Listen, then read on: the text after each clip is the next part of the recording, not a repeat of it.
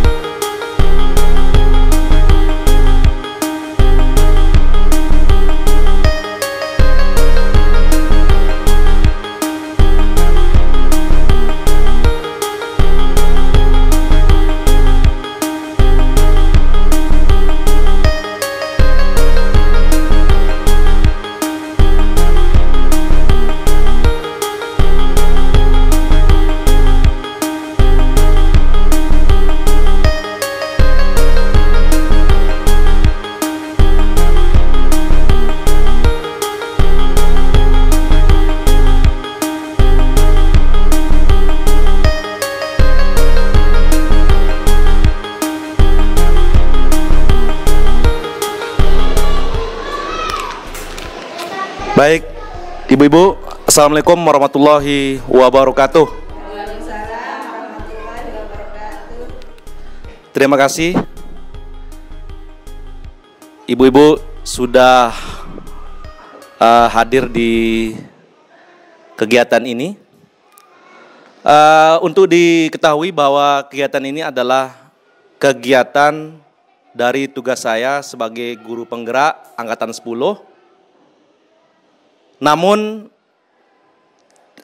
tidak hanya itu, kita berharap dengan adanya kegiatan ini atau materi yang saya sampaikan nanti, kita harapkan bisa diimbaskan atau dipraktikkan oleh ibu-ibu nanti di sekolah kita.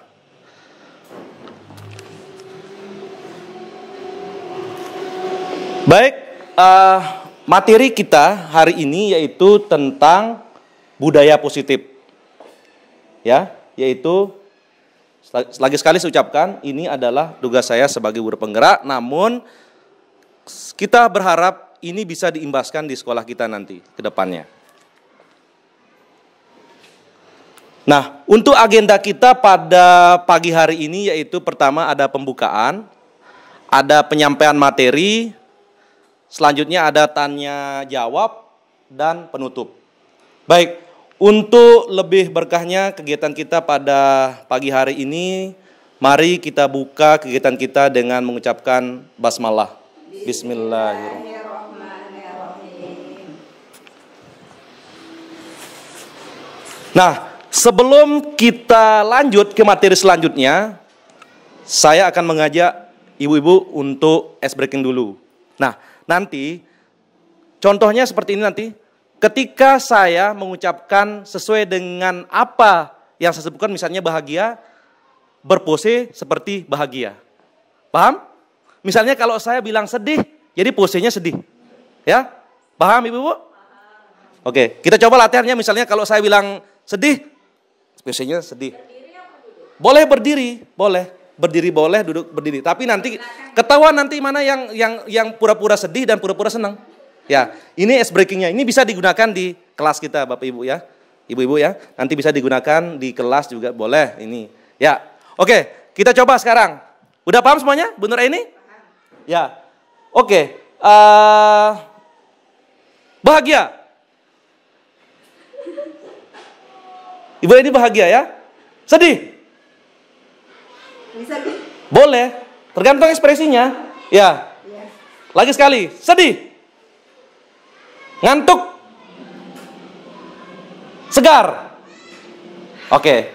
Ini boleh digunakan di dalam kelas. Ini biasanya anak-anak tuh ribut. Kemarin saya pernah praktikan di jam olahraga, ternyata anak-anak tuh senang. Saya bilang, kalau saya bilang senang, dia senangnya seperti senang sekali. Kalau bilang sedih, nah kadang ada anak yang pura-pura senang juga, padahal dia sedih. Atau ada anak yang sedih tapi pura-pura senang, ketahuan dia. Kita tahu. Dari sini kita bisa tahu anak itu, apakah anak itu lagi benar-benar senang atau tidak. Gunakan ini Bapak Ibu ya, Ibu-ibu ya, menggunakan perpose dengan sesuai kata yang disebutkan oleh kita. Ini bisa diterapkan di semua mapel. Baik. Ya. Yang pertama, sebagai pemantik, pertanyaan pemantik, apakah Anda setuju dengan pernyataan ini? Nah, hukuman dapat mendisiplinkan anak. Pemberian hukuman dengan hal positif seperti membaca atau membersihkan halaman sekolah dapat meningkatkan disiplin anak. Memberi penghargaan dapat meningkatkan motivasi belajar anak. Kira-kira gimana Bapak, Ibu? Ibu-bu? Setuju? Gimana Berta? Yang nomor 2 itu aja. Ya. Nomor 1 kurang setuju. Hukuman dapat mendisiplinkan anak, tidak setuju. Kalau nomor 2 gimana? Bagus itu nomor 2 itu karena saya menerapkannya di kelas juga dan berhasil. Ya, berhasil ya. Kalau nomor 3 gimana Ibu-ibu? Tergantung dari bentuk penghargaannya. Ya. Baik. Di sini ada pemantiknya. Yang pertama, hukuman dapat mendisiplinkan anak. Semua jawaban itu bisa kita sementara terima dulu. Nanti saya akan coba jelaskan pelan-pelan apakah apa yang Bapak Ibu atau Ibu-ibu katakan itu masuk di dalam materi yang saya akan sampaikan nanti. Ya, seperti itu Bapak Ibu. Ya, lanjut. Baik, Ibu-ibu, topik kita pada hari ini kita akan membahas ada 6 materi yang saya akan jelaskan nanti. Yang pertama ada disiplin positif dan nilai-nilai kebajikan universal. Yang kedua ada teori motivasi hukuman dan penghargaan restitusi. Yang ketiga ada kebutuhan dasar keyakinan kelas.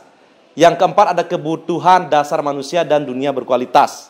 Yang kelima ada 5 posisi kontrol dan 6 ada segitiga restitusi. Nah, nanti saya akan jelaskan satu persatu Bapak Ibu ya.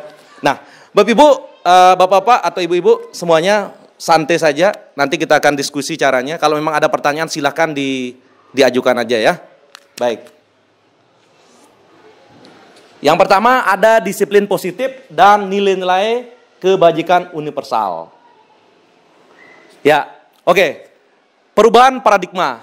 Kegiatan kita, silakan Bapak Ibu, Ibu-ibu berhadapan sama temannya. Satu orang berhadapan dulu. Ya, saya akan memberikan berhadapan. Ya, saya akan memberikan. Yang satu Ibu Nuraini pegang ini. Ibu Tika, silakan sama Ibu Erta aja. Atau yang biar cepat ini biar Ibu Suryani. Ya, oke. Yang Ibu Erta sama Ibu Nuraini pegang tangannya, kepalkan semuanya, kepalkan. Ya. Ibu Erta masukkan kertas yang itu, kertas. Masukkan kertas ini dalam genggamannya. Yang lain Ibu Mus, silakan rayu Ibu Nuraini atau sekarang Ibu Suryani rayu Ibu Erta untuk membuka kepalanya. Dengan cara apapun, biar dia membuka. Rayu aja. Mau diancam, terserah, bebas aja. Silakan. Rayu. Boleh pinjam tangannya enggak? Boleh. Boleh, kira-kira boleh dibuka enggak Ibu Guru kepalan tangannya? Ya, satu kepalan aja, kepalan Nanti aja. dulu memangnya mau ngapain? Memangnya mau ngapain? Mau tahu isi dari genggaman ini apa ya? Oh, ini enggak ada apa-apa, cuma kertas kosong Ya, saja. siapa tahu kertasnya bisa saya butuh. Oke, sudah cukup ya. Oke. Ya, kira-kira apa yang terjadi? Gimana Ibu Mus? Apa yang terjadi? Kalau saya tuh ada penolakan untuk membuka kertasnya. Ya. Kalau Berta gimana Berta? Harus ada usaha dulu. Usaha dulu ya. Baik. Nah, inilah yang kita akan bahas nanti perubahan paradigma. Bahwa kita akan merayu, kita akan mencoba menyuruh orang lain. Dan saya akan jelaskan pada slide selanjutnya. Baik. Nah, dari yang tadi kita bisa mengetahui ada perubahan paradigma teori kontrol atau ilusi kontrol. Nah, psikiater dan pendidik Dr. William Glasser dalam kontrol teori yang kemudian hari berkembang dinamakan dengan choice theory, meluruskan beberapa miskonsepsi tentang makna kontrol. Ada kesalahpahaman atau miskonsepsi. Pertama, ilusi guru mengontrol murid. Ya. Kedua, ilusi ini adalah hayalan kita, maksudnya ilusinya. Kedua, ilusi bahwa kritik dan membuat orang merasa bersalah dapat menguatkan karakter. Yang ketiga, ada ilusi bahwa semua penguatan positif efektif dan bermanfaat. Nah, ilusi bahwa orang dewasa memiliki hak untuk memaksa. Itu yang terjadi ya. Nanti ada Ibu Nur Aini kuat sekali megang tangannya. Jadi bisa diancam, Bu, kalau enggak buka nanti segini sebagainya. Nah, sekarang kita luruskan itu. Nah, dokter dari William Glasser itu meluruskan miskonsepsinya seperti itu, Bapak Ibu. Ya. Baik. Perhatikan di depan, Ibu-ibu. Perubahan paradigma stimulus respon dengan teori kontrol. Siapa yang sesungguhnya memilih kontrol? Nah, yang tadi stimulus respon, kita mencoba mengubah orang agar berpandangan sama dengan kita. Sementara teori kontrol, kita berusaha memahami pandangan orang lain tentang dunia. Jadi di dalam stimulus respon itu, Bu, jadi kita menyamakan dulu. Anak-anak kita misalnya di sekolah, itu kita biasanya menyamakan anak si A dengan si B. Misal si Kevin dengan Rico. Tentunya mereka beda. Nggak bisa kita samakan, ayo dia bisa. Kadang-kadang si Kevin bisanya ini, Rico bisanya ini. Nggak bisa, Ibu, ya. Nggak bisa kita samakan. Makanya dalam stimulus itu kita mencoba menyamakan. Nah, dalam teori kontrol itu tidak. Kita berusaha memahami pandangan orang lain tentang dunia. Artinya berbeda. Dunianya si Kevin dengan si Rico kadang-kadang berbeda. Itu maksudnya. Nah, ini yang akan kita terapkan nanti di teori kontrol ini. Bapak Ibu, Ibu-ibu ya. Stimulus responnya. Yang kedua, perilaku buruk dilihat sebagai suatu kesalahan. Kalau dulu seperti itu ya. Sekarang beda lagi. Kalau teori kontrol itu semua perilaku bertujuan, ada tujuannya. Misalnya ada Zipora melakukan mukul temannya, pasti ada tujuannya, Bu. Ada tujuannya, kita tanya tujuan pasti ada. Kalau dulu perilaku itu sesuai dengan kesalahannya, buruk, ini buruk. Oh, Zipora salah itu. Sekarang enggak lagi, kita akan memandangnya seperti semua perilaku memiliki tujuan. Apa sih tujuannya? Nah, seperti itu modelnya sekarang, Bu, di teori kontrolnya. Nah, orang lain bisa mengontrol saya. Hanya Anda yang bisa mengontrol diri Anda. Tadi Ibu Mus mencoba mau membuka genggamannya. Tapi ternyata Ibu Nur Aini punya kontrol sendiri. Kalau dia mau buka, ya buka. Ibu Erta mau buka aja. Walaupun dirayu sama Ibu Suryani, nggak bisa akan kebuka. Begitu modelnya ya. Jadi yang mengontrol kita itu adalah kita sendiri. Nah, begitu modelnya. Jadi karena ini kita membahas tentang budaya positif nanti ya. Jadi tidak ada paksaan orang lain. Jadi yang bisa mengatur jiwa kita adalah diri kita sendiri. Seperti ya, ada pemaksaan, ada pada saat bujukan gagal. Nah, kolaborasi dan konsensus menciptakan pilihan-pilihan baru. Jadi kita memberikan pilihan baru sebagainya dalam teori kontrol. Ya, ini yang kita akan gunakan saat ini, yang teori kontrol. Nah, oke. Ini kita lanjut ke pembahasan inti kita mulai dari makna disiplin. Nah, disiplin itu berasal dari bahasa Latin ya, yang Latin itu disciplina, yang artinya belajar. Namun dalam budaya kita makna dari disiplin telah berubah menjadi suatu yang dilakukan seseorang pada orang lain mendapatkan kepatuhan. Biasanya kalau tidak disiplin kita nggak enakan. Telat sekolah misalnya nggak enak. Nah, biasa kayak gitu. Itu disiplin yang kalau di Indonesia, budaya kita. Disiplin itu adalah patuh, ketidaknyamanan. Kalau kita telat, kita nggak nyaman. Itu disiplin sebenarnya. Itu bahasa yang kita biasa maknai tentang disiplin itu. Bahwa disiplin adalah ketidaknyamanan bukan dengan apa yang kita hargai atau mencapai suatu tujuan mulia. Begitu disiplin dalam konteks budaya kita atau kebiasaan kita di sekolah seperti itu. Kalau kita terlambat, bahwa kita tidak disiplin, kita nggak nyaman, sebagainya. Itulah yang disebut dengan disiplin. Oke, nilai-nilai kebajikan universal. Nah, ini nilai kebajikannya adalah sifat positif manusia yang merupakan tujuan mulia yang ingin dicapai setiap individu. Nah, setiap perilaku atau perbuatan memiliki suatu tujuan. Semuanya ada tujuannya. Nah, nilai-nilai kebajikan yang ingin dicapai setiap anak manusia adalah mewujudkan, yaitu yang namanya profil pelajar Pancasila. Itu ujian akhirnya, tujuan akhir kita di sana. Semua nilai kebajikan universal dan ujungnya akan menuju ke profil pelajar Pancasila. Ibu-ibu ya. Ya, antara lain itu nilai-nilai kebajikan universal, di antara ada PYP, ada toleransi, rasa hormat, mandiri, menghargai, sebagai itu termasuk dari yang disebut dengan nilai-nilai universal. Ya. Ada juga nilai kebajikan selanjutnya, ada 9 pilar karakter: cinta Tuhan, hormat dan santun, kejujuran, toleransi, itu termasuk dari nilai-nilai universal. Selanjutnya ada juga petunjuk seumur hidup, ada tidak merendahkan orang lain. Nah, ini bagian dari kebajikan universal. Nah, selanjutnya ada the seven essential virtual, atau di sini ada peduli, di project, dan bijaksana, belas kasihan, semangat kesetiaan, termasuk dari nilai-nilai kebajikan universal. Ya, baik. Kita lanjut ke materi selanjutnya, itu teori motivasi, hukuman, dan penghargaan. Nah, di sini kita akan membahas tentang bagaimana itu teori motivasi, hukuman, dan penghargaan. Dan selanjutnya ada restitusi. Bu-ibu, ya, teori motivasi perilaku manusia itu ada 3.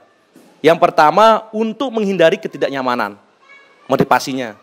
Yang kedua, apa yang akan terjadi apabila saya tidak melakukan. Nah, ini masih dari motivasi eksternal, dari luar. Yang kedua ada untuk mendapatkan imbalan dari orang lain atau institusi. Apa yang akan saya dapatkan apabila saya melakukannya? Ini masih dari motivasi eksternal. Yang ketiga ada untuk menghargai diri sendiri. Motivasi internal, tujuannya untuk tujuan disiplin positif. Ya, kita akan bahas satu persatu. Nah, teori motivasi perilaku manusia yang pertama itu untuk menghindari ketidaknyamanan atau hukuman. Nah, ini adalah tingkat terendah dari motivasi perilaku manusia. Karena tujuannya, motivasinya adalah apa yang terjadi apabila saya tidak melakukannya. Kalau saya tidak sekolah, kira-kira apa? Nanti dimarah sama Ibu Mus misalnya. Nah, seperti itu. Ini masih motivasinya di luar, eksternal. Nah, mereka sedang menghindari permasalahan yang mungkin muncul dan pengaruh pada mereka secara fisik. Nanti dipukul misalnya. Sebagainya seperti itu.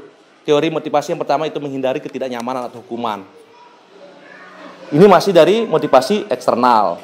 Ya, selanjutnya ada teori yang kedua itu untuk mendapatkan imbalan dari orang lain. Nah, ini lebih tinggi dari yang tadi. Kalau ini orang berperilaku untuk mendapatkan imbalan, penghargaan dari orang lain. Nah, orang dengan motivasi ini akan bertanya, apa yang akan saya dapatkan apabila saya melakukannya? Mereka melakukan sebuah tindakan untuk mendapatkan dalam dunia berkualitas mereka. Mereka juga melakukan sesuatu yang untuk mendapatkan hadiah. Saya melakukan ini, apa hadiahnya? Kalau saya bisa jawab soal ini, dikasih permen misalnya. Itu tujuan motivasinya, anak-anak biasa kayak gitu. Kalau bisa lari secepat ini, saya kasih 5.000 untuk beli es misalnya. Seperti itu. Itu motivasi yang kedua. Ini levelnya kedua. Tapi yang kita tuju, Bu, untuk saat ini, yaitu teori yang ketiga, yaitu untuk menghargai diri sendiri. Saya akan menjadi orang yang seperti apa bila melakukannya. Nah, orang yang motivasi ini akan bertanya, akan menjadi orang yang seperti apabila saya melakukannya apa. Mereka melakukan sesuatu karena nilai yang mereka yakini menghargai. Mereka melakukan karena mereka ingin menjadi orang yang melakukan nilai yang mereka yakini tersebut. Nah, inilah motivasi akan membuat orang memiliki disiplin positif, Bu. Ini yang paling penting ini. Nah, budaya positif akan terbentuk ketika kita punya motivasi, itu yang ketiga ini, untuk menghargai diri sendiri. Bukan karena ada imbalan, bukan karena takut hukuman, tapi ini yang terpenting. Jadi kita akan mewujudkan seperti ini nanti kalau di sekolah kita nanti. Seperti ini, yang motivasi yang ketiga, untuk menghargai diri sendiri. Jadi dia benar-benar dari keikhlasannya.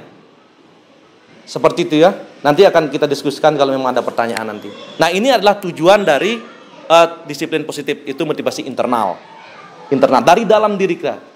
Dari anak itu sendiri. Baik, dalam tulisan dari Ki Hajar Dewantara itu menulis tentang bahwa merdeka itu artinya tidak hanya terlepas dari perintah, akan tetapi juga cakap buat merintah diri sendiri. Bahwa yang sulit itu adalah merintah diri kita sendiri, Bapak Ibu ya. Kadang kita bisa memerintah orang lain, tapi kita sulit memerintah diri kita sendiri. Itu kata Ki Hajar Dewantara. Ini yang berat. Nanti kita akan coba berlahan-lahan, kita akan rubah diri kita, bahwa kita bagaimana kita bisa memerintah diri kita sendiri.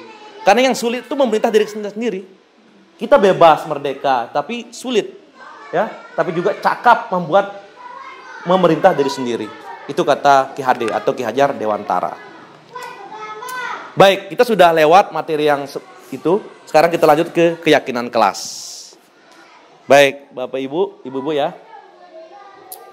Mengapa tidak peraturan saja? Mengapa harus keyakinan kelas? Nah, ini pertanyaan-pertanyaan yang biasa kita dengarkan. Gimana, Ibu Erta? Tanggapannya? Kenapa tidak peraturan keras saja? Kenapa harus keyakinan? Dah? Mau berkomentar? Saya juga mau pertanyakan itu. Baik. Oke.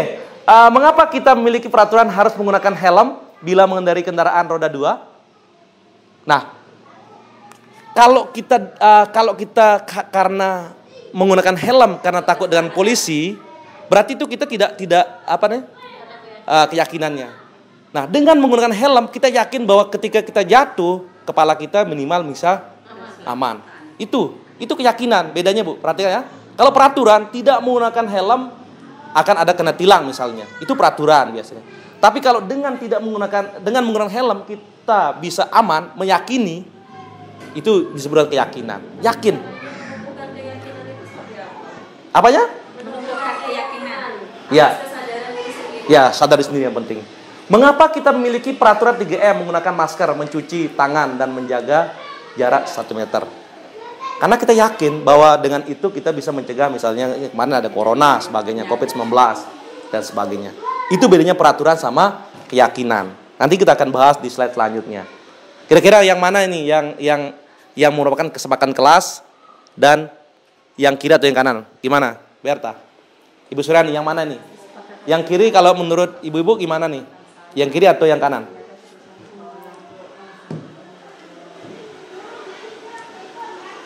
Ya, yang pertama yang sebelah kiri itu kesepakatan kelas, yaitu datang tepat waktu, menjaga kebersihan sekolah, aktif. Nah, kalau ini, oke. Keyakinan kelas atau kesepakatan kelas yang pertama adalah yang kanan. Kami guru dan murid yang saling menyayangi. Lebih umum deh, Bu. Kalau di dalam kesepakatan kelas yang kiri ini lebih ke peraturan dia. Datang tepat waktu. Kalau di sini lembut sekali. Kami guru dan murid saling menyayangi. Kami murid yang semangat belajar, menjaga kebersihan sekolah sebagainya. Kami murid yang peduli dengan teman-teman. Ini contoh dari kesepakatan kelas. Nanti kita akan bahas selanjutnya. Ya. Baik. Tadi kita bahas tentang bagaimana peraturan dan keyakinan. Kita akan lihat di slide bagaimana perbedaan dari peraturan dan keyakinan kelas. Ya. Kita perhatikan, selalu kembalikan buku tepat ke tempatnya. Ini peraturan, Bapak Ibu. Ibu-ibu ya, misal di kelas kita ada selalu kembali buku ke tempatnya, tulisannya, peraturannya. Nah, kalau dalam keyakinan kelas kita agak semut atau lebih umum, tanggung jawab. Jadi anak itu tanggung jawab artinya di mana buku ditaruh, dia harus tanggung jawab lagi ke tempatnya. Jadi kita nggak perlu nulis selalu kembalikan buku ke tempatnya. Itu bedanya dari peraturan dan keyakinan. Ya. Dilarang mengganggu orang lain. Ini masih dia sifatnya lebih khusus kalau peraturan itu. Tapi kalau keyakinan kelas beda. Menghormati orang lain. Hadir di sekolah 15 menit sebelum pelajaran dimulai. Nah, menghormati orang lain, komitmen. Ini komitmen. Kita komitmen bahwa sebelum jam 7 kita harus di sekolah misalnya. Seperti itu. Jadi kesimpulan dari perbedaan dari peraturan dan keyakinan kelas ini boleh diganti dengan keyakinan sekolah. Kalau keyakinan sekolah itu lebih umum. Kita semua yang nyepakati, Bu ya. Kalau keyakinan kelas cukup kita sebagai wali kelas atau sebagai guru mapelnya. Kesepakatan aja misalnya sebelum belajar apa yang kira-kira kita tidak boleh. Apa kalau sebelum belajar apa kira-kira tidak boleh begini. Jadi kesepakatan ini adalah berdasarkan apa yang kita sepakati antara guru dan murid. Itu modelnya, Ibu-ibu ya. Jadi peraturan itu lebih khusus dia, lebih ngerucut. Tapi kalau di keyakinan kelas itu lebih dia umum. Misalnya bergantian menunggu giliran, menghormati lain, menghormati orang lain. Lebih begitu modelnya. Jadi kita dipaksa untuk memikirkan secara umum. lebih umum bahasa-bahasanya dalam kegiatan kelas itu. Nanti kita akan coba seperti ini nanti di kelas. Kita tidak lagi menggunakan peraturan, nanti lebih gini ya. Nanti kita akan buka referensi lebih banyak lagi, Ibu-ibu. Jadi tidak terlepas dari materi yang saya sampaikan, tapi nanti cari sendiri bagaimana kegiatan kelas. Ibu Nur Aini, ada pertanyaan? Perbedaan dari peraturan kelas, kegiatan kelas? Ada? Sudah ya? Baik.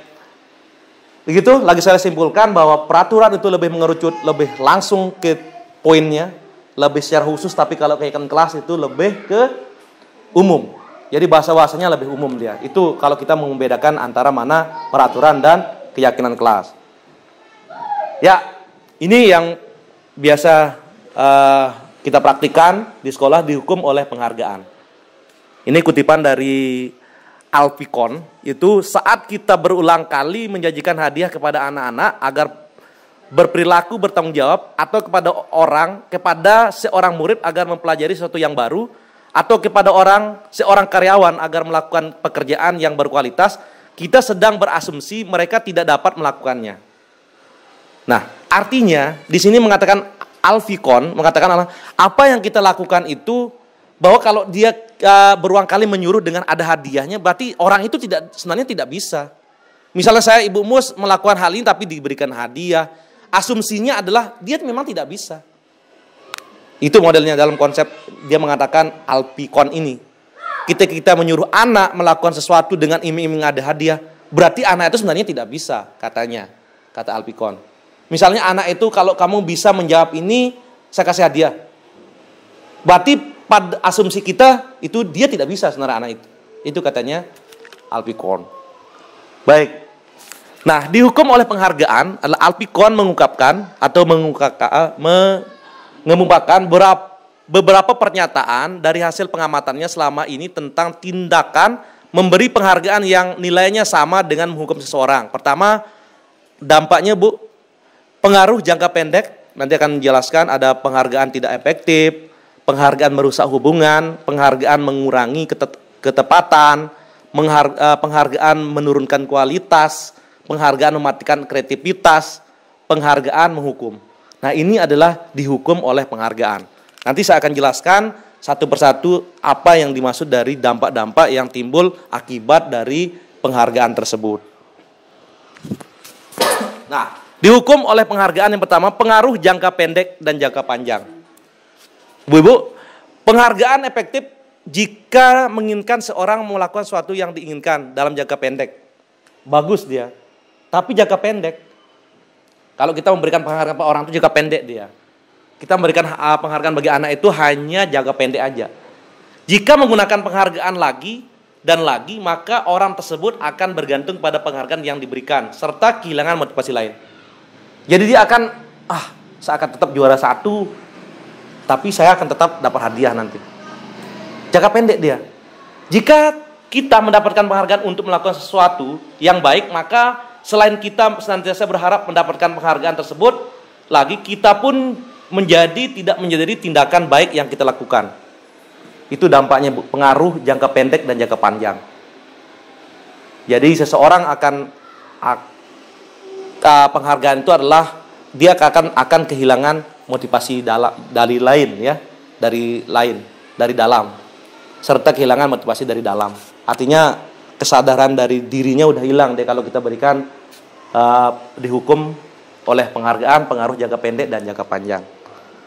Selanjutnya, penghargaan tidak efektif.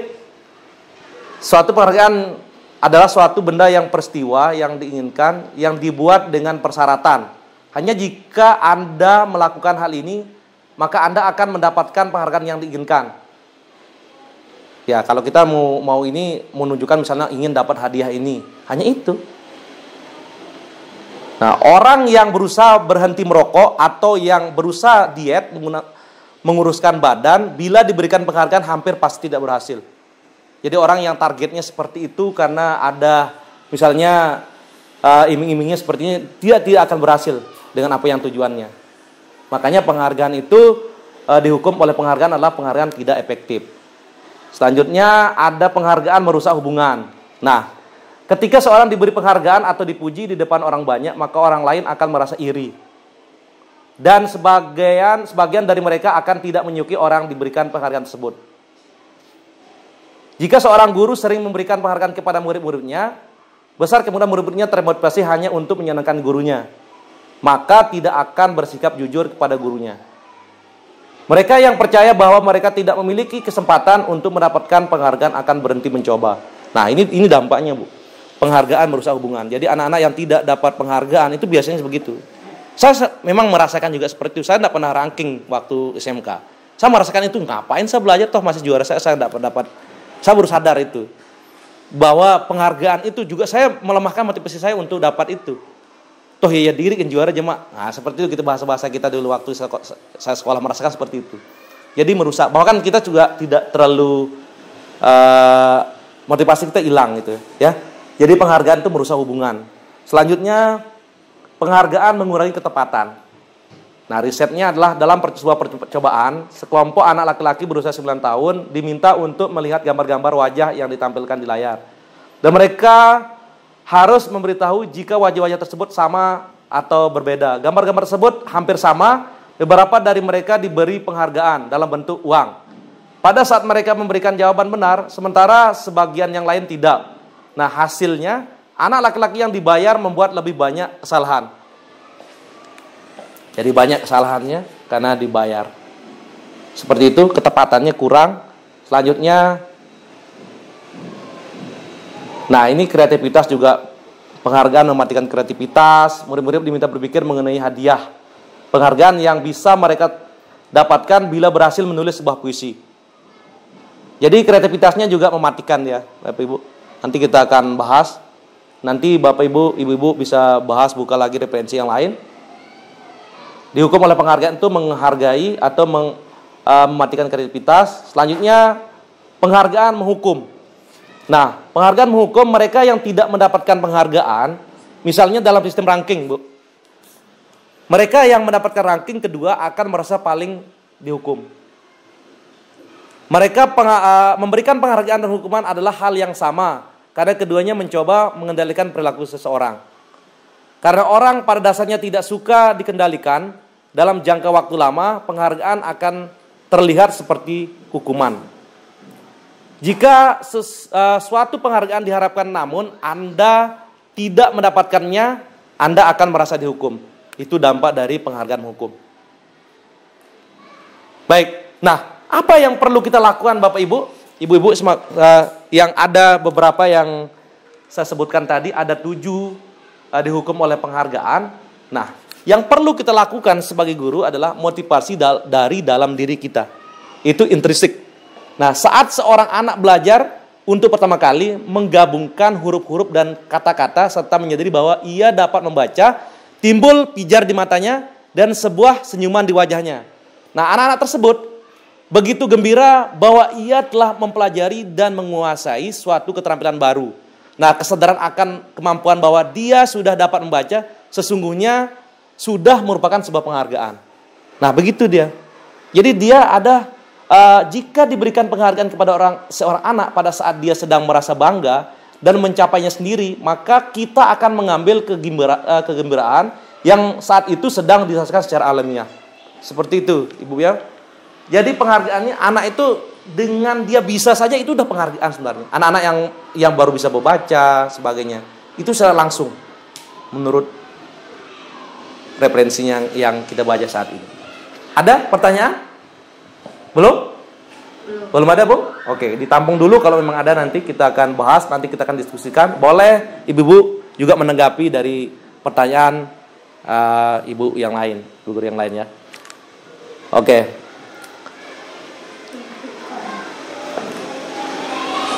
Perhatikan Bapak Ibu, Ibu-ibu ya. Tindakan guru. Mencatat 100 kali di dalam hukuman buku kalimat, saya tidak akan terlambat lagi karena terlambat di sekolah. Hukuman atau konsekuensi. Nah, ini hukuman ya. Nanti kita akan bahas bagaimana perbedaan hukuman, konsekuensi, dan sebagainya. Seperti ini, Ibu-ibu. Menggantikan kertas tugas teman yang telah dicoret. Konsekuensi. Nanti akan kita bahas. Baik. Nah, perbedaan dari hukuman dan konsekuensi. Kalau hukuman itu sesuatu yang menyakitkan harus terjadi. Hukuman, karena sudah ada pasti. Ada misalnya kita melanggar ini, hukuman ini. Kalau konsekuensi, sesuatu yang harus terjadi. Misalnya kalau kita jatuh ya sakitan misalnya. Pasti sakit. Anak membenci kedisiplinan, anak menghargai disiplin. Konsekuensi. Paksaan, stimulus. Nah, dan sebagainya. Ini perbedaannya. Ibu-ibu bisa lihat dari hukuman dan konsekuensi. Ya, anak belajar untuk menyembunyikan kesalahan. Anak belajar untuk mematuhi peraturan. Itu dari segi perbedaannya hukuman dan konsekuensi.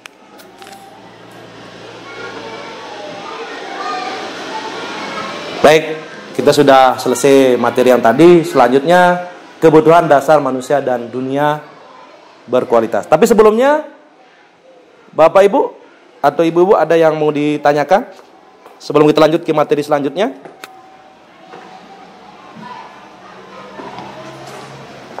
Belum? Baik. Kebutuhan dasar manusia dan dunia berkualitas. Biar kita skip aja, biar cepat. Baik. Ada 5 kebutuhan dasar manusia. Ibu-ibu, perhatikan ada yang pertama ada kasih sayang dan rasa terima. Rasa diterima maksud saya. Penguasaan, kesenangan, kebebasan, dan ya bertahan hidup. Ada 5. Baik, dalam materi ini atau dalam kebutuhan dasar manusia saya akan menampilkan video bagaimana, sebentar dulu.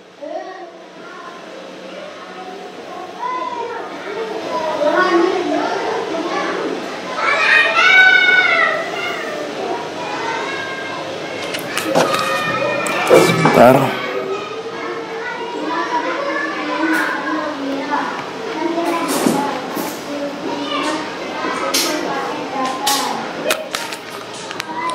Baik, ibu-ibu, saya akan mencoba memutarkan video tentang 5 kebutuhan dasar manusia.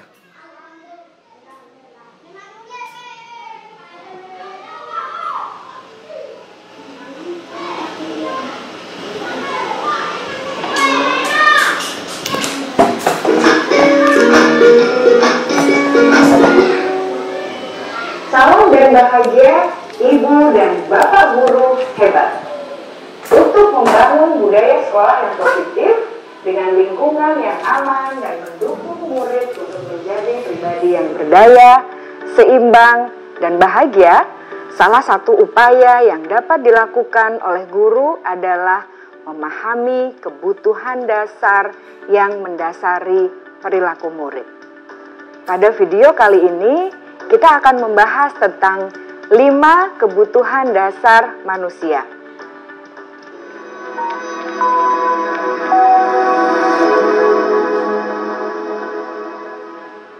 Ki Hajar Dewantara dalam salah satu kutipannya menyatakan, kita ambil contoh perbandingannya dengan hidup tumbuh-tumbuhan. Seorang petani dalam hakikatnya sama kewajibannya dengan seorang pendidik yang menanam padi misalnya. Hanya dapat menuntun tumbuhnya padi. Ia dapat memperbaiki kondisi tanah, memelihara tanaman padi, memberi pupuk dan air, membasmi ulat-ulat atau jamur-jamur yang mengganggu hidup tanaman padi, dan lain sebagainya.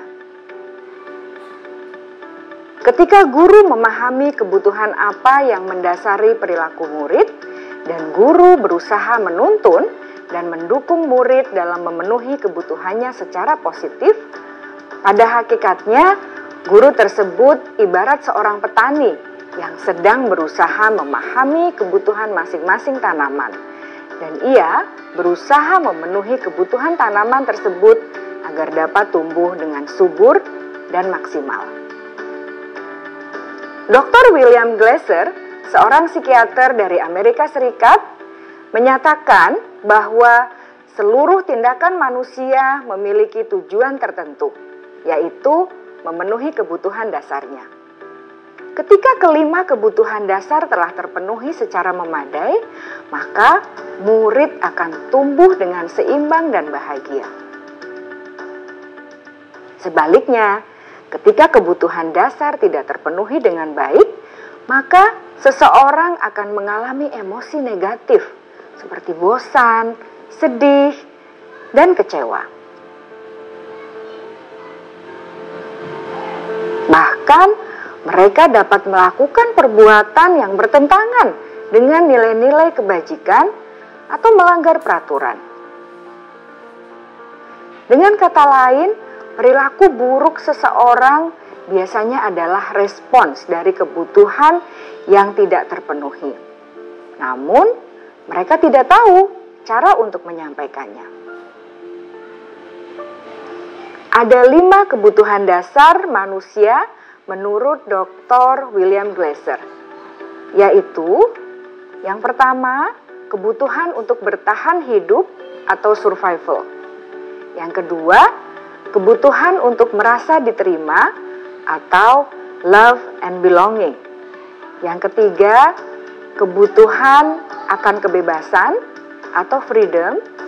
Yang keempat, kebutuhan akan kesenangan atau fun. Dan yang kelima, kebutuhan akan penguasaan atau power.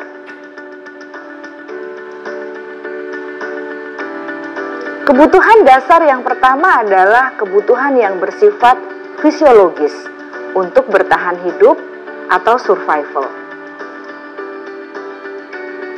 Misalnya, kesehatan, rumah, dan makanan. Kebutuhan biologis sebagai bagian dari proses reproduksi, termasuk kebutuhan untuk tetap bertahan hidup. Kebutuhan untuk merasa aman juga termasuk dalam kebutuhan ini.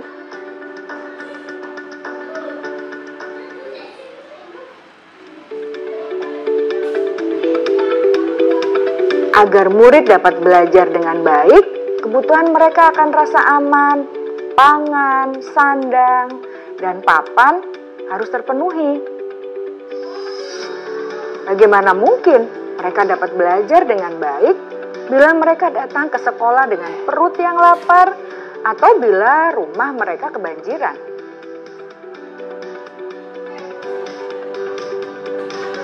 Setelah kita mengetahui kebutuhan pertama yang sebagian besar bersifat fisiologis, mari kita lihat kebutuhan kedua sampai kelima yang semuanya berhubungan dengan psikologis. Mari kita lihat kebutuhan yang kedua, yaitu kebutuhan akan perasaan diterima oleh kelompok atau komunitasnya, atau kebutuhan love and belonging.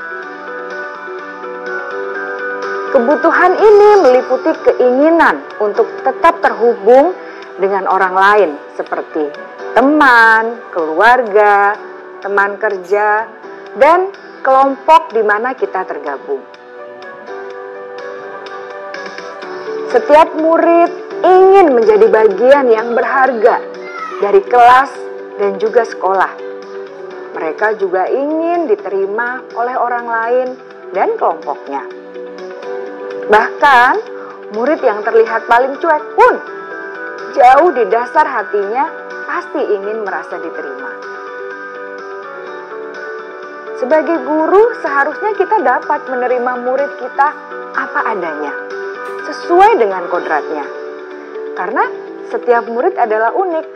Mereka memiliki kekuatannya masing-masing, sehingga guru seharusnya bisa menciptakan kesempatan untuk murid berkolaborasi dan memiliki ikatan emosi satu sama lain.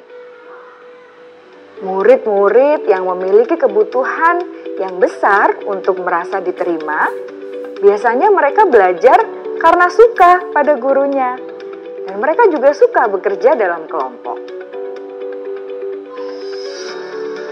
Kebutuhan yang ketiga adalah kebutuhan akan kebebasan atau kebutuhan membuat pilihan. Murid harus diberi kesempatan untuk membuat pilihan dan bertanggung jawab atas pilihan yang mereka telah ambil. Memberi mereka kebebasan bukan berarti membiarkan mereka melakukan apa saja yang mereka mau, melainkan lebih memberi mereka kesempatan untuk membuat pilihan, menyuarakan pendapat mereka dengan percaya diri, dan memberi mereka kesempatan untuk mencoba hal-hal yang baru. Pembelajaran dengan metode yang beragam dan menarik juga akan memenuhi kebutuhan murid tentang kebebasan ini. Pembelajaran berdiferensiasi, di mana guru menyediakan beberapa jenis tugas yang bisa dipilih oleh murid sesuai minat mereka, sangat baik untuk mengembangkan murid menjadi lebih mandiri dan memiliki motivasi internal. Karena kebutuhan akan kebebasan pada dasarnya adalah kebutuhan untuk mandiri, memiliki otonomi, memiliki pilihan, dan mampu mengendalikan arah hidupnya sendiri.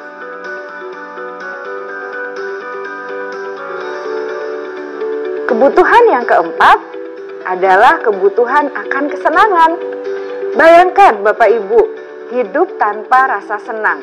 Betapa menyedihkannya. Glasser menghubungkan kebutuhan akan kesenangan dengan belajar. Jangan sepelekan kebutuhan murid untuk merasa senang di kelas.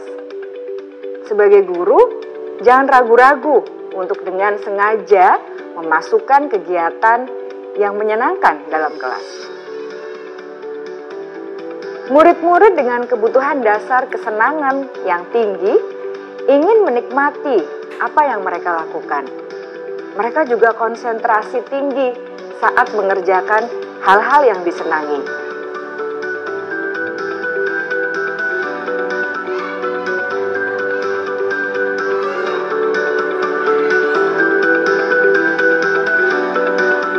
Kebutuhan yang kelima adalah kebutuhan akan penguasaan. Setiap murid memiliki kebutuhan untuk merasa kompeten, menjadi terampil, diakui pencapaian dan keterampilannya, didengarkan, bisa membuat dampak dan pengaruh, dan memiliki rasa harga diri. Mereka sebaiknya diberi kesempatan untuk membuat keputusan tentang hal-hal yang penting dalam hidupnya dan tidak merasa dikontrol oleh sistem sekolah.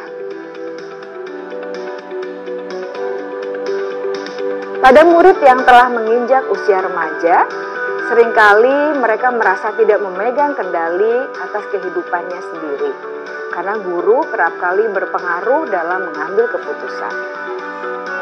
Murid-murid yang memiliki kebutuhan dasar akan penguasaan yang tinggi biasanya selalu ingin menjadi pemimpin. Mereka juga suka mengamati sebelum mencoba hal-hal yang baru. Mereka juga perfeksionis dan merasa kecewa bila melakukan kesalahan.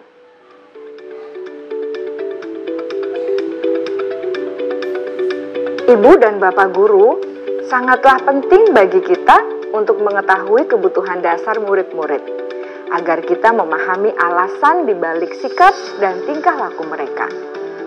Bila murid berperilaku buruk atau melanggar peraturan, sehingga tindakannya tidak sesuai dengan nilai-nilai kebajikan, maka guru harus mencari tahu alasan yang mendasari tindakan tersebut, dan kebutuhan apa yang belum terpenuhi. Melalui percakapan dengan guru dalam pendekatan disiplin positif, murid dapat diajak untuk bersikap reflektif dalam mengenali kebutuhan-kebutuhan yang berusaha mereka penuhi dan mendasari tindakan mereka. Jika guru mengabaikan perilaku buruk murid-murid, maka perilaku tersebut akan berpengaruh pada suasana kelas yang kurang kondusif dan akan berpengaruh pada tujuan dari pendidikan itu sendiri. Ibu, Bapak guru hebat, mari kita menjadi guru yang lebih baik dengan memahami kebutuhan dasar murid-murid kita dan senantiasa membimbing mereka untuk menjadi pribadi yang berdaya seimbang, dan bahagia. Salam dan bahagia, Ibu dan Bapak Guru hebat.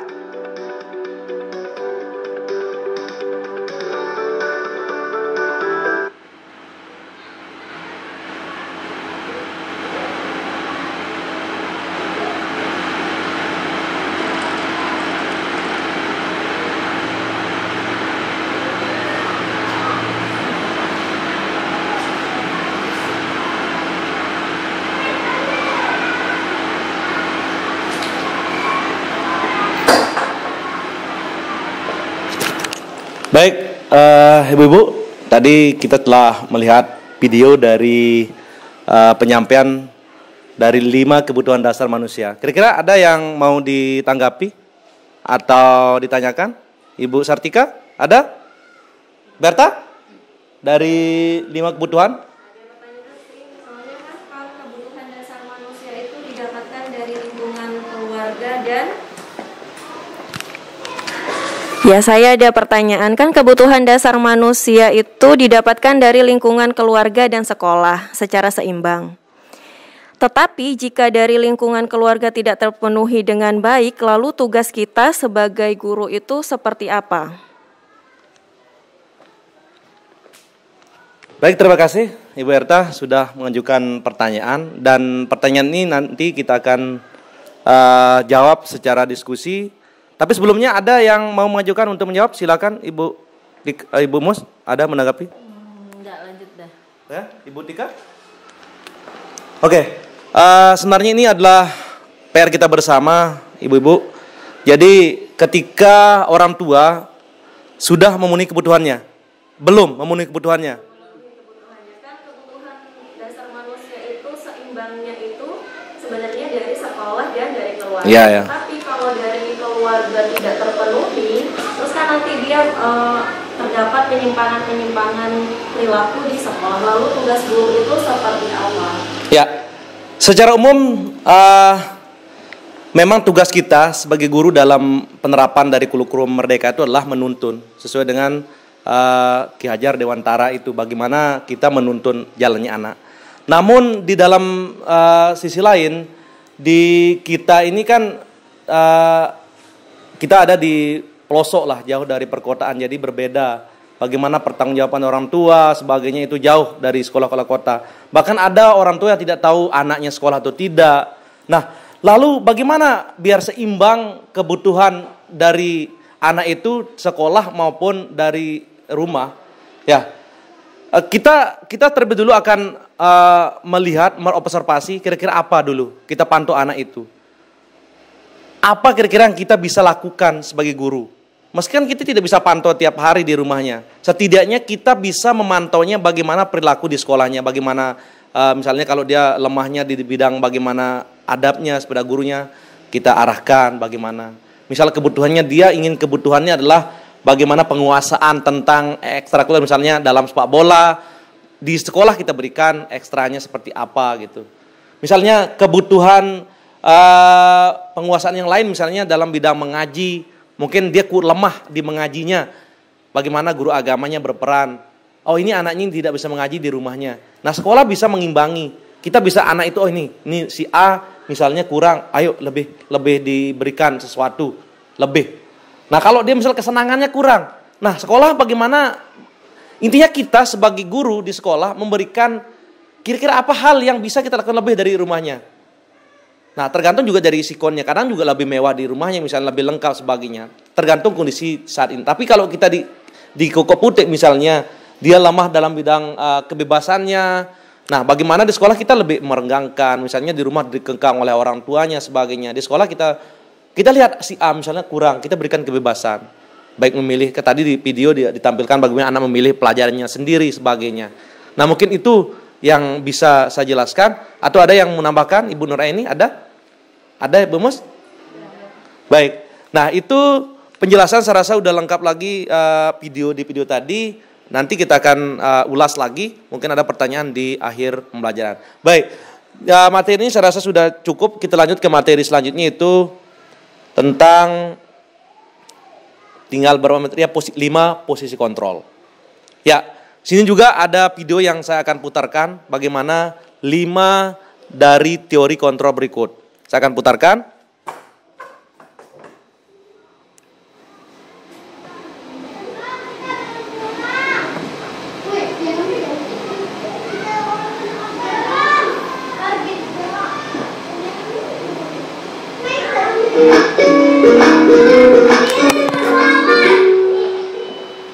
Salam bahagia Ibu dan Bapak guru hebat. Dalam penerapan disiplin positif restitusi, salah satu program yang dikembangkan adalah 5 posisi kontrol. 5 posisi kontrol dalam restitusi adalah proses perjalanan seorang pendidik agar dapat mengenali dirinya. Pada video kali ini, kita akan membahas tentang 5 posisi kontrol yang dikembangkan oleh Diane Dawson dan contoh penerapannya.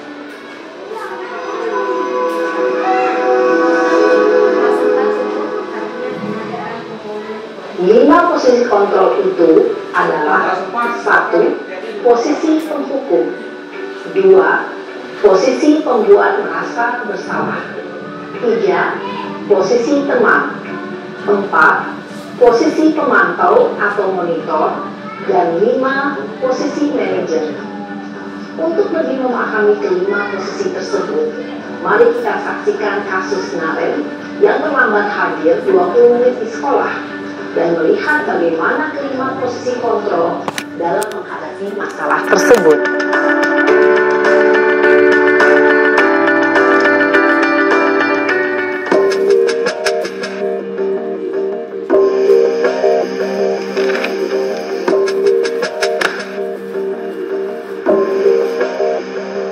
Naren! Sini kamu!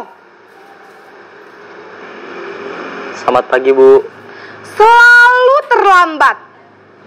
Kamu deh, pasti terlambat. Maaf, Bu. Saya... Apa? Apa coba? Alasan kamu apa lagi? Kapan sih kamu tidak terlambat? Malas sekali ya kamu jadi anak. Saya... Dasar pemalas. Gak kapok-kapok sih kamu. Sudah berapa kali terlambat? Sana, kamu keliling lapangan basket 2 kali. Kenapa saya harus keliling lapangan basket, Bu? Kenapa? Kamu mau lawan ibu? Berani-beraninya jawab. Sudah terlambat, masih berani jawab pula. Sekarang, keliling lapangan basket 5 kali sekalian. Biar kapok. Cepat. Pergi sana ke lapangan basket. Posisi penghukum biasanya berbicara dengan nada tinggi, menghardik, menunjuk-nunjuk, menyakiti, dan menyindir. Hukuman bisa berupa fisik maupun psikis. Ibu dan Bapak guru hebat, dampak yang terjadi pada murid ketika guru berada pada posisi penghukum adalah murid cenderung akan memberontak, bahkan menyimpan dendam.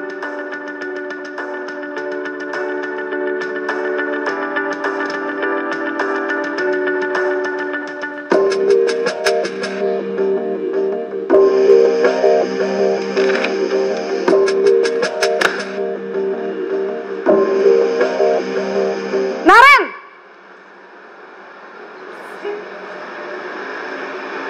Selamat pagi, Bu. Naren. Kamu kenapa terlambat lagi, nak? Ya Tuhan, Naren. Kamu senang ya bikin ibu susah ya? Kalau kamu terlambat lagi, nanti ibu yang ditegur bapak kepala sekolah, nak. Disangka ibu tidak bisa membina kamu. Duh, gimana ini? Maaf, Bu. Duh, Gusti Naren. Kamu suka ya kalau ibu ditegur bapak kepala sekolah? Terus, sekarang ibu harus tulis apa ini di buku absen? Ini kamu sudah sering terlambat loh. Ibu harus apa coba? Maaf, Bu. Maaf sekali. Ya sudah, lain kali jangan bikin ibu susah lagi ya, nak ya. Ibu tidak akan kuat lagi kalau kamu begini terus. Bisa jantungan kalau ibu ditegur bapak kepala sekolah. Sana cepat ke kelas. Maaf ya, Bu. Maaf sekali. Posisi pembuat rasa bersalah berbicara dengan nada tenang, cenderung lembut, namun kata-kata yang diutarakan membuat murid merasa menjadi orang yang gagal, memandang buruk dirinya sendiri, merasa tidak berharga, dan tidak sanggup membahagiakan orang lain. Ketika guru mengambil posisi pembuat rasa bersalah, murid akan menganggap dirinya yang bersalah dan ia akan menyimpan emosi negatif tersebut di dalam dirinya.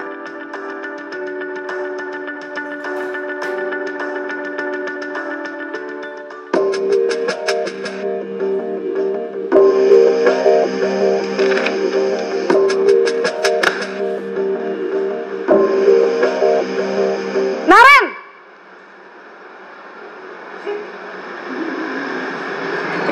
Selamat pagi, Bu. Wah, sudah jam berapa ini, Nak? Terlambat lagi ya, sayang. Iya, Bu. Habis ibu saya lupa bangunkan saya, Bu. Kamu malah menyalahkan ibu kamu. Kamu bukannya anak yang larinya paling kencang. Kok terlambat sih? Iya, Bu. Saya memang terlambat bangun tadi. Jadi, biarpun saya lari kencang, tetap gak kekejar, Bu. Ya sudah sana, nanti lain kali larinya lebih kenceng lagi ya. Biar gak terlambat lagi. Bikin seneng ibu, demi ibu. Bisa kan? Bisa lah, Bu. Ya sudah sana masuk kelas. Ibu beresin urusan absen kamu. Kamu ini ada-ada saja. Dalam posisi teman, guru berbicara dengan nada suara ramah, akrab, cenderung bersenda gurau untuk menjaga suasana tetap santai. Murid akan merasa senang, aman, dan akrab dengan guru. Identitas yang tercipta adalah identitas sukses atau berhasil.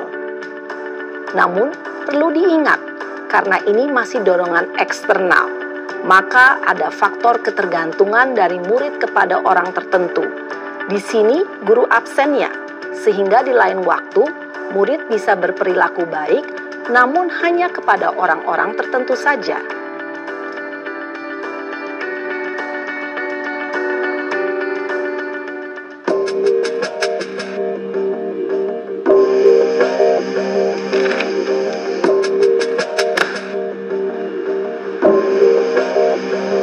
Naren!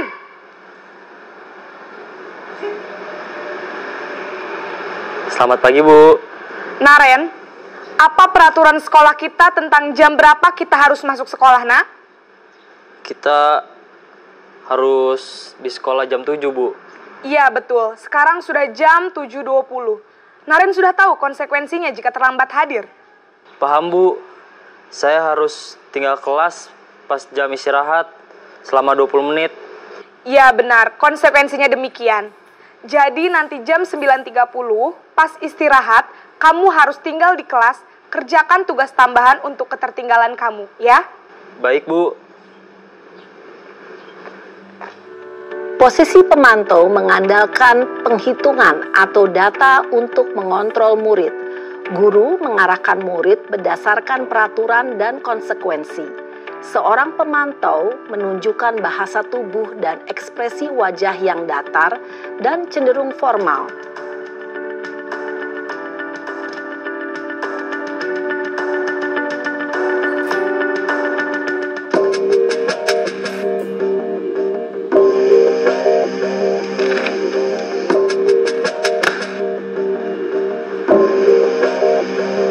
Naren!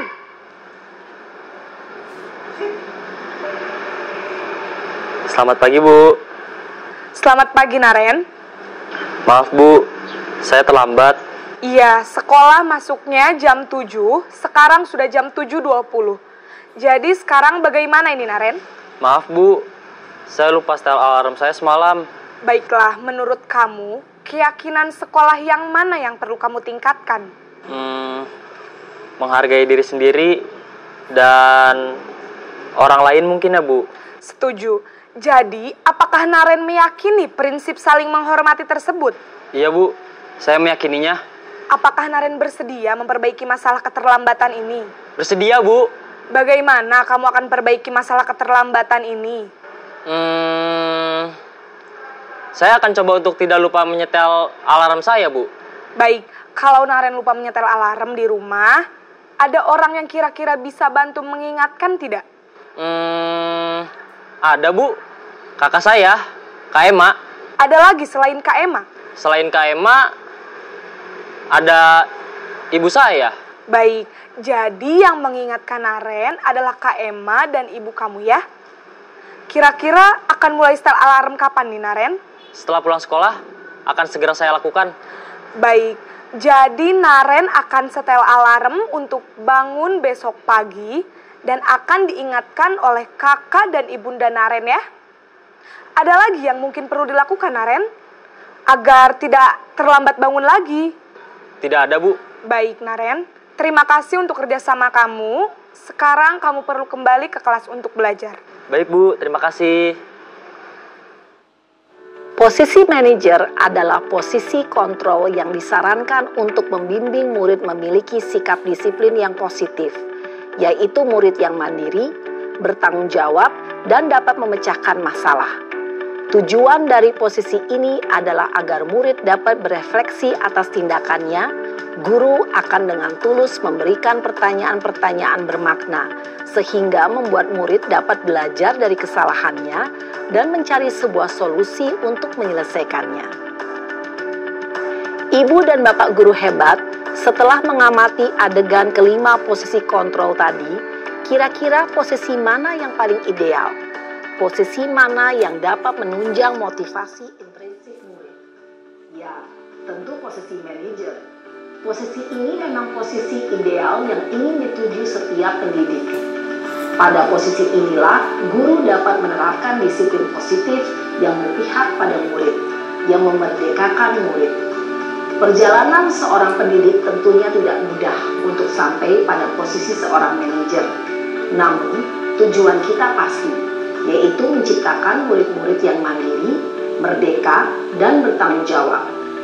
Semoga penggambaran 5 posisi kontrol yang telah diperlihatkan ini dapat menjadi ajang refleksi bagi kita semua, agar dapat terus mengasah dan menerapkan disiplin positif yang memerdekakan murid. Mari terus berlatih dan bersemangat. Selamat menerapkan. Salam dan bahagia Ibu dan Bapak Guru hebat.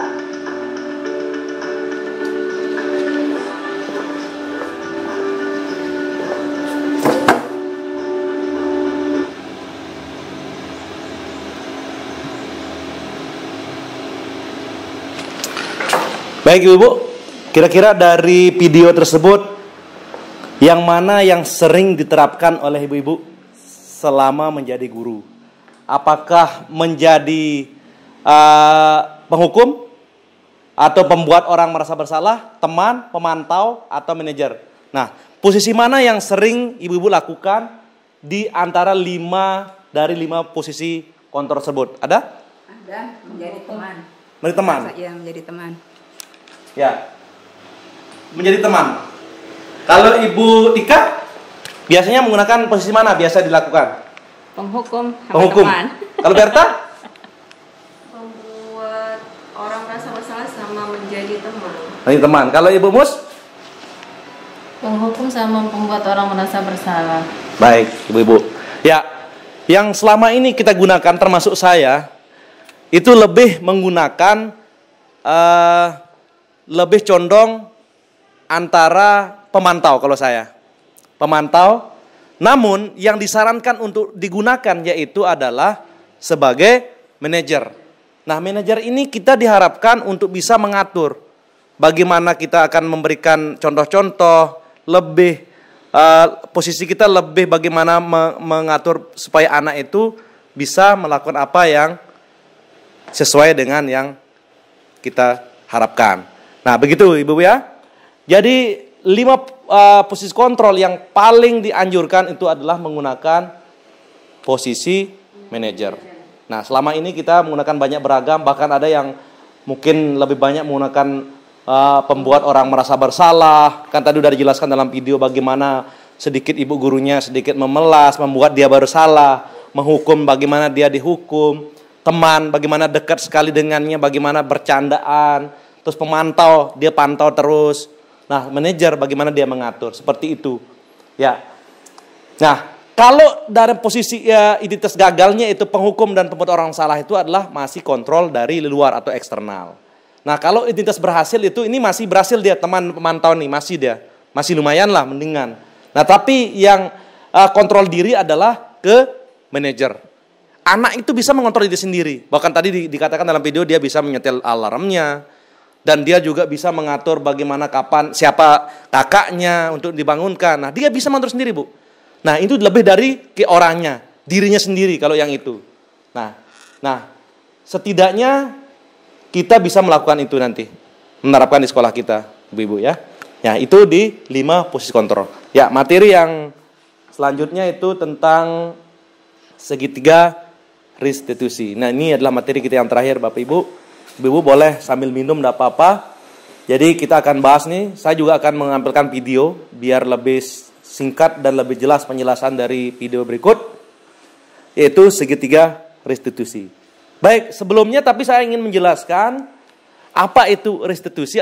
Restitusi adalah proses menciptakan kondisi bagi murid untuk memperbaiki kesalahan mereka sendiri, sehingga mereka bisa kembali pada kelompok mereka dengan karakter yang lebih kuat. Kemarin saya sudah syuting di sini.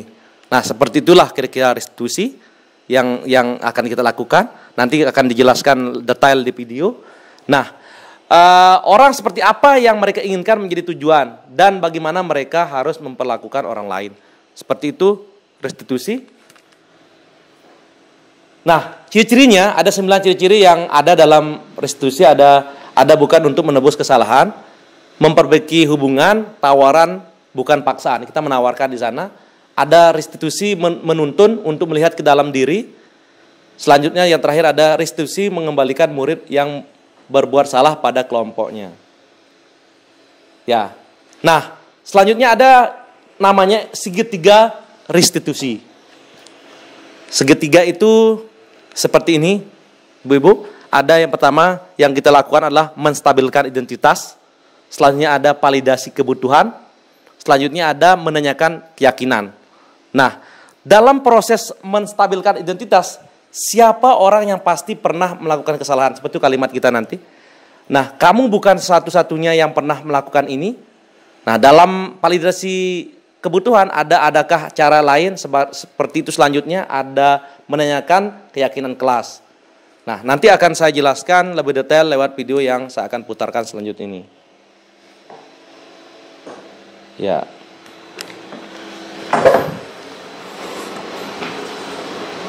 Kemarin saya pernah bikin video, tapi saya akan putarkan yang dari guru penggeraknya langsung. Ya, kita lihat penerapan segitiga restitusi yang dilakukan di sekolah. Salam dan bahagia Ibu dan Bapak guru hebat. Pada video kali ini kita akan membahas tentang salah satu program disiplin positif yang diterapkan di lingkungan sekolah yang dikenal dengan nama restitusi.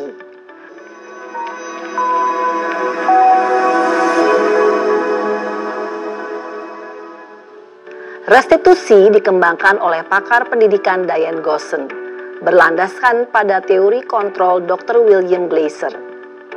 Segitiga restitusi adalah suatu proses dialog yang dijalankan oleh guru atau orang tua agar dapat menghasilkan murid yang mandiri dan bertanggung jawab. Pada saat guru di posisi manajer, aspek yang dikembangkan pada murid adalah motivasi intrinsik, sehingga penanaman nilai-nilai kebajikan dapat tumbuh dan berkembang menjadi suatu kebiasaan positif yang akhirnya membentuk karakter murid. Proses dialog ini terdiri dari 3 langkah yang digambarkan pada ketiga sisi pada segitiga restitusi. Sisi pertama adalah menstabilkan identitas. Sisi yang kedua adalah validasi tindakan yang salah. Dan sisi yang ketiga adalah menanyakan keyakinan. Ibu dan Bapak guru, berikut ini akan ditunjukkan bagaimana seorang guru berada dalam posisi manajer menggunakan penerapan segitiga restitusi.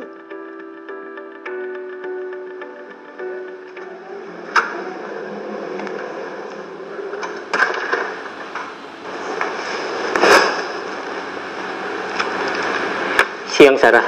Siang, Pak. Sudah lama nggak ketemu Sarah. Kenapa hari ini ada di sini? Kesel, Pak. Kesel banget. Masa aku dikatain tukang fitnah, Pak? Ya aku marah lah. Aku balik ngatain Eka di depan kelas. Kesel banget. Oh, begitu. Ya pasti kamu marah dan kesal. Bapak juga akan marah apabila ada yang menuduh Bapak seperti itu. Kemudian, pada saat itu, kamu mau melakukan apa? Ya saya langsung ngatain Eka lah, Pak. Kesel banget. Saya bentak-bentak dia depan teman-teman lain. Oh, begitu. Pasti kamu melakukan seperti itu karena suatu alasan tertentu, bukan? Iyalah, masa saya diam saja, Pak? Ya saya bela diri lah. Masa saya dituduh tukang fitnah? Ya, wajarlah. Mempertahankan harga diri itu sesuatu yang penting buat kamu. Untung kamu tidak bertindak lebih gegabah lagi. Hanya membentak-bentak. Iya, Pak. Untung saya masih bersabar dan hanya membentak saja. Sudah gemes padahal. Saya pasti bela diri lah. Ya, pasti ya. Tapi kamu memilih untuk tetap bertahan dan bersabar. Kamu memilih untuk tidak berbuat lebih parah lagi, bukan? Iya. Nah, sekarang coba kita lihat lagi. Tindakan kamu yang bentak-bentak Eka di kelas. Tindakan kamu itu kira-kira sesuai dengan keyakinan kelas atau prinsip kamu tidak? Enggak lah, Pak. Capek, Pak, jadi pemarah. Jadi, keyakinan atau prinsip mana yang kurang sesuai dengan keinginan kamu? Ya, saya sebenarnya sangat menghargai orang lain. Mungkin saat itu saya menjadi emosi, jadi tidak menunjukkan sikap itu. Kamu meyakini tidak? Menghargai orang lain itu penting buat kamu. Yakinlah, Pak. Iya, setuju. Kita harus saling menghargai. Namun, ada juga keyakinan yang kita sepakati yang perlu kita jalankan apabila kita sedang marah, bukan? Ya, saya bisa lebih proaktif, mulai dengan diri sendiri. Saya bisa jadi lebih bersabar, mengambil waktu jeda untuk berpikir mau apa selanjutnya. Kira-kira, kamu bersedia memperbaiki masalah ini tidak? Bersedia, Pak. Kalau kamu memperbaiki masalah ini, kamu akan menjadi orang seperti apa? Saya akan menjadi orang yang bertanggung jawab kali ya, Pak. Dan senantiasa proaktif. Iya, menurut kamu, bagaimana rasanya menjadi orang seperti itu? Ya nyaman lah, bangga bisa bersabar dan menahan diri. Baiklah kalau begitu.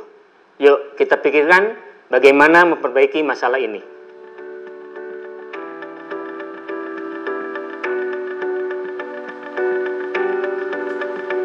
Ibu dan Bapak guru hebat, baru saja kita menyaksikan contoh bagaimana seorang guru berada dalam posisi manajer menggunakan penerapan segitiga restitusi. Mari kita bahas satu persatu.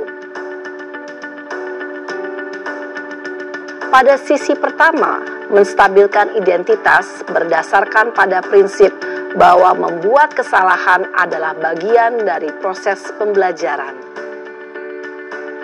Sisi pertama dari segitiga ini berperan menggeser identitas murid dari identitas gagal ke identitas sukses. Murid yang sedang bertingkah laku yang tidak pantas atau menarik diri saat itu sedang mengalami identitas gagal. Bila kita mengkritiknya, maka posisinya tidak akan berubah. Kita bisa mengajukan pernyataan-pernyataan ini. 1. Membuat kesalahan sesuatu yang wajar. 2. Manusia tidak ada yang sempurna. 3. Kita bisa memperbaiki masalah ini. 4. Saya tidak menanyakan kesalahannya. Saya lebih fokus bagaimana memperbaiki masalah ini. 5. Apakah saat ini kamu tengah menjadi orang yang baik untuk dirimu sendiri? Pada sisi kedua, validasi tindakan yang salah berlandaskan pada prinsip bahwa setiap perilaku berupaya memenuhi suatu kebutuhan tertentu. Guru yang telah memahami teori kontrol akan bergeser dari pemikiran stimulus respon menjadi proaktif dan mencoba untuk mengenali tujuan dari perilaku murid, mengenali dan mengakui kebutuhan murid ini dapat memperbaiki hubungan dengan murid tersebut. Pernyataan atau pertanyaan bisa disampaikan dengan nada suara tidak menghakimi atau memojokkan, sehingga dapat mengembalikan murid pada posisi positif. 1. Kamu bisa saja bertindak lebih gegabah lagi dari ini. 2. Kamu bukan melakukannya tanpa suatu alasan tertentu. 3. Kamu melakukannya karena mempertahankan sesuatu yang penting bagimu. 4. Mungkin kamu bisa mempelajari suatu perilaku baru yang lebih efektif. Bersediakah kamu mempelajarinya? Selanjutnya, kita akan simak sisi terakhir, yaitu menanyakan keyakinan. Teori kontrol menyatakan bahwa pada dasarnya kita termotivasi secara intrinsik. Pada saat perilaku yang salah telah divalidasi dan identitas sukses telah stabil, maka murid telah siap mengaitkan keyakinan-keyakinannya dengan tindakannya yang salah, dan pemikirannya telah bergeser ingin menjadi orang yang dituju. Pertanyaan-pertanyaan ini dapat mengaitkan keyakinan-keyakinan yang dianut murid. 1. Sebagai keluarga atau kelas, apa yang kita yakini? 2. Nilai-nilai apa yang telah kita sepakati? 3. Seperti apa gambaran sebuah kelas yang ideal bagi kamu? 4. Kamu ingin menjadi orang seperti apa?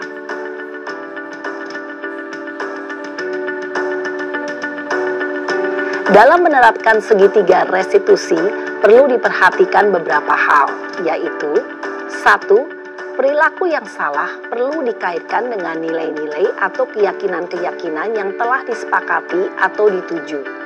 2. Kesediaan orang yang melakukan kesalahan untuk memperbaiki masalah.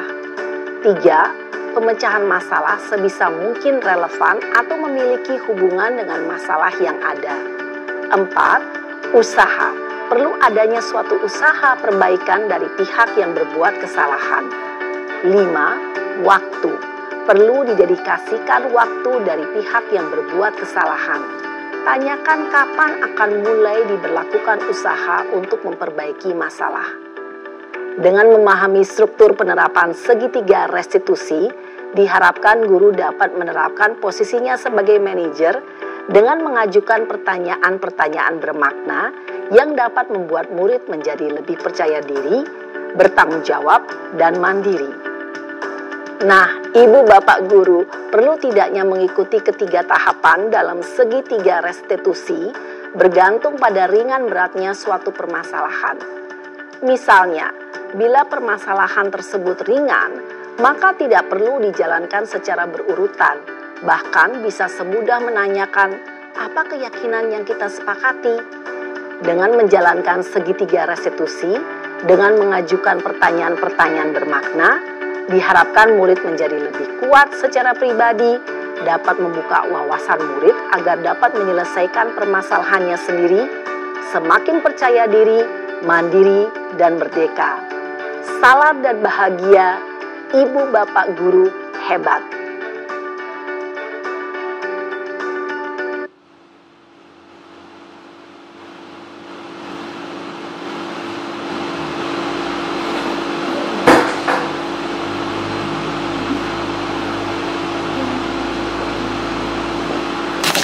Baik, ibu-ibu, dari video tersebut ada kira-kira pertanyaan atau tanggapan bahwa dalam penerapan segitiga restitusi itu adalah kita berposisi sebagai manajer. Nah, apabila permasalahannya ringan, itu bisa tidak mesti berurutan seperti yang tadi ditampilkan, tetapi juga bisa dilakukan langsung ke menanyakan keyakinannya, seperti itu. Ya. Dari proses tadi ada menstabilkan, ada validasi, dan menanyakan keyakinan, itu bisa dilakukan jika itu permasalahannya pelik atau lebih besar. Nah, seperti kemarin misalnya ada anak-anak yang kita kesini ngelapor, Pak Guru, sepertinya mengumpul temannya, itu bisa dilakukan. Jadi dalam restitusi yang kita lakukan nanti itu, misalnya ada kasus seperti anak-anak kita nanti, kita lebih condong bagaimana menanyakan, santai aja ya. Kita lebih menanyakan kenapa, dan kita tidak boleh menyalahkannya. Antang umbe misalnya, kamu kenapa? kan anu, nah enggak boleh. Kita lebih, kenapa? Kita tidak boleh menyalahkan dia. Oh, berarti begitu. Untung kamu tidak beginikan dia misalnya. Seperti lebih lembut. Jadi ungkapan-ungkapan kita itu lebih tidak mematahkan semangatnya. Begitu dalam penerapan dari segitiga restitusi tersebut. Nah, kita di sana berposisi sebagai manajer, ya, karena kita sudah pelajari tentang 5 kontrol, sebagainya, makanya penerapan segitiga atau segitiga restitusi ini bisa diterapkan dengan kegiatan kita sehari-hari. Ya, itu sebelum kita tutup ada pertanyaan dulu. Satu, siapa yang mau bertanya silakan, nanti kita jawab bersama-sama kalau ada pertanyaan. Ada Ibu Nur Aini, Ibu Sartika, Ibu Erta ada? Ibu Mos? Cukup, sudah paham semua? Oke, alhamdulillah sudah banyak materi yang saya sampaikan. Semoga materi-materi ini bermanfaat dan dapat kita terapkan pada kehidupan kita di sekolah.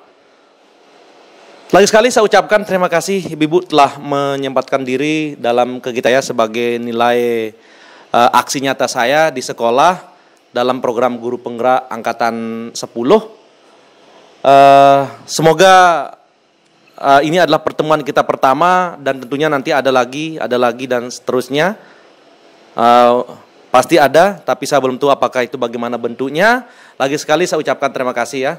Kalau memang tidak ada pertanyaan, saya akan tutup dengan ucapan bersama-sama kita ucapkan untuk menutup kegiatan ini. Semua alhamdulillah, semoga bisa bermanfaat dengan ucapan alhamdulillah.